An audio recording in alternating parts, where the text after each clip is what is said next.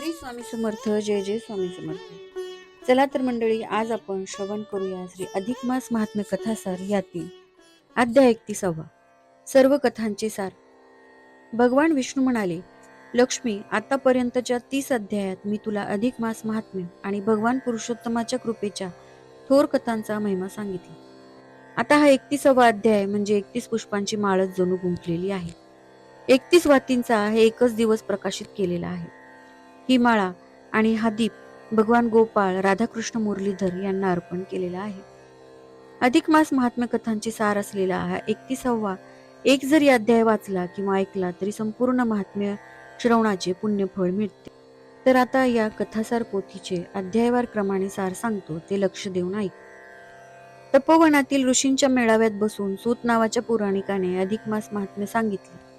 त्या कथांचा लक्ष्मीनारायण संवाद पहिला अध्याय म्हणजे या अधिक मासाची उत्पत्ती कशी झाली आणि या मलमासाला थोर पुरुषोत्तमाचे नाव कसे मिळाले याची कथा आहे.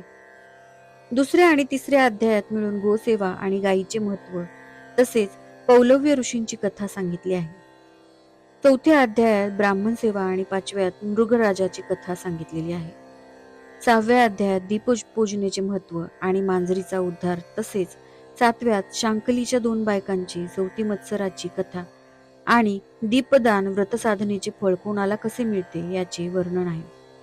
8व्या अध्यायातील कथा म्हणजे एका चिकू माणसाच्या बायकोने त्याला पाण्याऐवजी दूध दिले. ते प्रवासात त्याने वारुळात ओतले. त्यामुळे शेषनाग प्रसन्न झाले आणि त्यांनी त्या इसमाला अमाप धन देऊन श्रीमंत व सुखी केले. 9व्या अध्यायात माहिष्मती नगरातील एका स्त्रीने आपले अधिक मासातील 7 दिवसांच्या स्नानाचे पुण्य एका म्हातारीला देऊन तिचा उद्धार केला. ही कथा दिलेली आहे. 10व्यात मौन भोजन व्रताची अवंती नगरातील एक गरीब गृहस्थाची कथा सांगितली आहे. 11व्या अध्यायात अधिक मासातील पंचपर्वांपैकी व्यतिपात, वैधृती आणि अमावस्या तसेच 12व्यात द्वादशी आणि पौर्णिमेचे महत्व सांगून त्यांच्या कथा दिलेल्या आहेत. 13व्या अध्यायात त्रिरात्र व्रत, दशमी एकादशी सह द्वादशी या तिन्हीचे मिळून महत्व दिले आहे.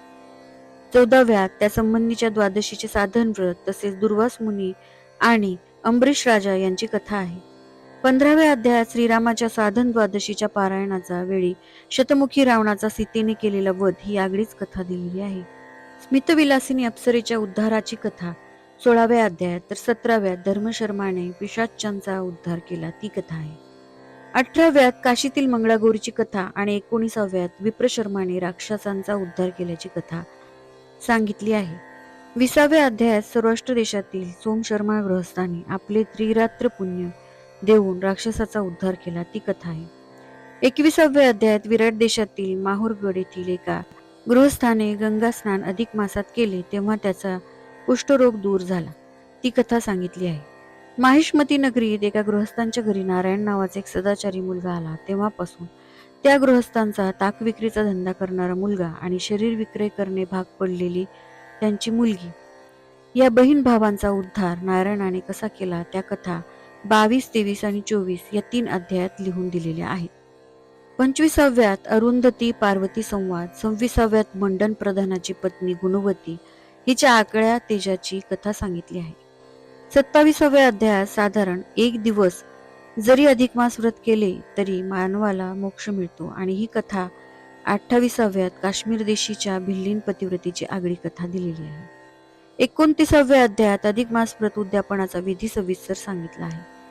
30व्या अध्यायात द्रौपदीने आधीच्या जन्मात केलेल्या अपराधामुळे द्रौपदीच्या पुढील जन्मात तिला कसा त्रास भोगावा लागला आणि तो भगवान पुरुषोत्तमाच्या सेवेने कसा दूर झाला याचे वर्णन केले आहे.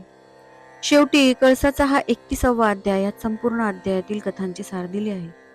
नारायण म्हणाले, लक्ष्मी, हा 31वा एकच अध्याय जरी वाचला किंवा ऐकला तरी माणसाला संपूर्ण अधिक मास महात्म्य वाचल्याचे किंवा ते पूर्ण ऐकल्याचे पुण्यफळ प्राप्त होते. सूत पुराणिकांनी हे संपूर्ण अधिक महिन्याचे महात्म्य आणि लक्ष्मीनारायण यांचा संवाद सर्व ऋषींना सांगितला. तो ग्रंथ मूळ संस्कृत भाषेत आहे. त्याचे ओवीबद्ध रूप अनेकांनी केलेले आहे. त्या ओवीबद्ध पोथीचे हे कथारूप रूपांतर वाचकांना खचितच आवडेल असा विश्वास आहे. श्री कृष्णार्पणमस्तु. तर अशा प्रकारे श्री अधिक मास महात्म्य कथासार यातील 31वा अध्याय इथे समाप्त होतो. या संपूर्ण महिन्यात देवाचे नामस्मरण करताना कथा वाचताना किंवा ऐकताना माझ्याकडून काही चुका झाल्या असल्यास कृपया मला क्षमा करावी.